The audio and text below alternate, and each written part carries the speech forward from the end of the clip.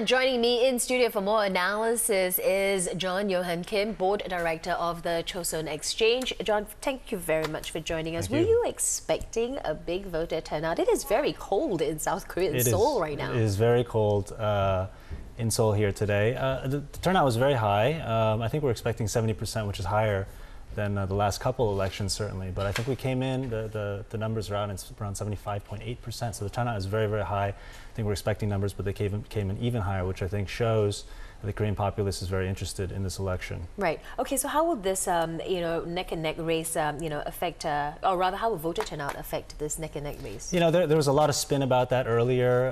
I think it's more about turnout as it relates to demographic segment. The Liberal, as happens often in many countries around the world, the Liberal Party is a bit more appealing to the younger segment, and the Conservative Party, which is led by Mrs. Park, appeals a little bit more to the older segment. So it's kind of about who is going to turn out more. The Liberal Party, the DUP, they were talking before the election, saying that a higher turnout would be better for them. But so far there's been a much higher turnout, but Assemblywoman Park is slightly ahead in the exit polls, so I'm not sure that that's exactly the case. Okay, so what kind of leadership are we looking at? So let's project forward. What kind of a leadership are we looking at if Ms. Park is, the president, and if Mr. Moon is the president? Sure. Well, I think in regards to all the issues, both candidates probably looked a little bit at what the electorate as a whole wanted, and they've all kind of both come towards the middle a little bit. So really the differences are going to be relative, relatively small, I think, and relative to each other. When it comes to issues of economics, generally the Saenuri Party, which is this new party formed by Assemblywoman Park, is slightly kind of more business friendly. What that means in Korea typically is the chaebols, exactly. But there is a sentiment around the whole country, and not just with the conservatives, not just with the liberals, rather, that the chaebols, there needs to be some reform that kind of evens the playing field a little bit. So I think that that's been one of the main tenets of her platform. So I think that she will follow through on that. But Moon is going to be a little bit more excited about that, and I think he'll attack that with a little bit more aggression, I guess, in terms of that issue. Talking about North Korea, for instance, as well, I mean, both candidates have said that they'll be a little bit more open, a little bit more engaged with North Korea. But again, I think relatively speaking, Park will be a little bit more hardline relative to Moon, and so on and so forth. So really, it just comes down to slight differences. Okay, so not a really big difference here. What about this economic democratization? That's quite a campaign buzzword this time round. Now, which of the presidential hopefuls likely take a tougher time making good on this economic democratization? Yeah, it's been a huge issue this election. South Korea is, it's one of the great economic miracles of the world. It was one of the poorest countries 40, 50 years ago, and now it's one of the richest. But as happens with economic development, there's been a kind of a widening of the income gap. So it's a big issue that the public is very much focused on. I think, the perception in the public, I don't know if it's correct or not, but the perception is that Park is a little bit more of an establishment player. So she's going to have a little bit more difficulty in executing some of these reforms that allow small businesses to crop up. Again, some of these chaebol reforms that we talked about, and some of the redistributive measures that the public seems to want. I think, people certainly seem to think that she's going to have a little bit more difficulty. Okay. These presidential debates, do you think that they had an impact on voters' decisions? I think not as much as, let's say, for instance, the U.S. debates. There are three presidential debates in Korea as well. The first two debates, there was actually three candidates. So there was Park, Moon, and there was another one, Lee, who was the more liberal candidate than Moon even. So she came in and she was gunslinging, and she said her only aim was to bring Park down and so forth. So it added some comic relief. But in terms of the actual polls and the results after the debates, it wasn't really a huge needle mover, as opposed to, for instance, in the U.S. after that first debate. I remember Washington was on fire. It was a really big swing. So I think less of an impact.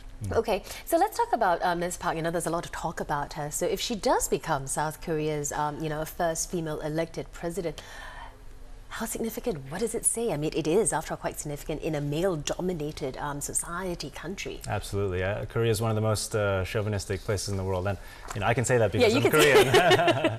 But I think it'll be revolutionary. It'll definitely make young women in the country aspire to do greater things, I think, which is good. It'll inspire them to, maybe do more in terms of their careers and so forth. But I would have to temper that a little bit by saying that it's difficult to have very strong reform in terms of gender relations in Korea for two reasons. One is that the work culture is very intense. People go to work at 7, 8, and sometimes go back at 12 or 1. And also raising kids is really a full-time affair. They go to outside tuition, extracurricular classes from 6, 7 in the morning until midnight or 1 o'clock. So you're saying that those are the duties of the wife, the women. Yeah, exactly. So if you wanna raise a kid or 2 kids or 3 kids and have a job and be successful on top of that, it's really, really difficult. But I think what you will see a little bit more are maybe women who decide and choose and say, I'm going to focus on my career and maybe do a little bit less with my family.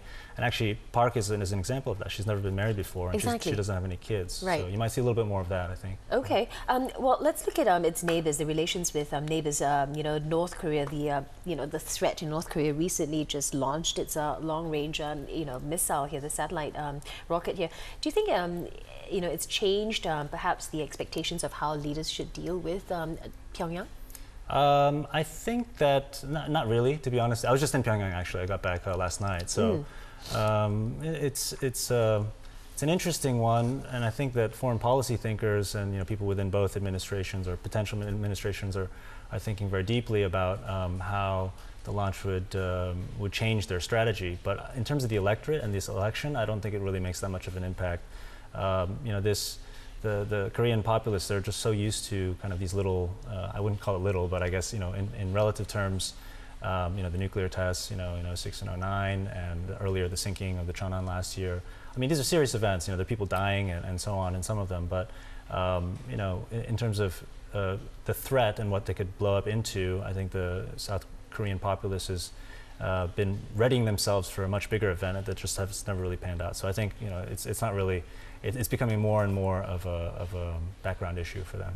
Right. So why is it so? I mean, is it because inter-Korea issue not as strong in this election? Is it because, like you say, it's so frequent that it doesn't really factor very much? Yes, exactly. I think it's just the frequency. People are used to it. The same signal over and over again. You just kind of start to ignore it after a while. Okay. Yeah. What about the next leader? How will he or her change his policies or her policies in relations to the rest of Asia and to us here in Southeast Asia? Sure. I think the rest of Asia certainly. If you talk about foreign policy from a Korean perspective, and it's really 2 main pivots. The first is North Korea. Second one is the United States. So those parties who are a little bit more pro engagement with North Korea tend to be more anti-U.S. So that's kind of Moon and the more liberal parties, and vice versa. Everything else is like very, very far second. So I mean, China and Japan, I would say, are the 2 next issues. I mean, some of these territorial issues that have come up in recent months and years. But I think even those are pretty secondary. And then when you start to talk about Southeast Asia, it kind of gets evens down, lower down the scale. Even more, further down in terms of priority. I do think that it's important. The South Korean ambassador here has done a fantastic job at building good relations with Singapore. Places like Burma, for instance, that are opening up. South Koreans, they're engaging in economic kind of statecraft and engagement. They're sending their companies to go down and do business. So I think, not to say that it's not important, but just relative to nuclear war with North Korea, I mean, obviously it's going to be less of a concern. Right. So, but right now, first of all, domestic issues, and then later start looking at, foreign policies. Yes. Thank you very much, John, for joining me. I've been speaking with John Yohan Kim, and he is the board director of the Chosun Exchange. All right, looking elsewhere.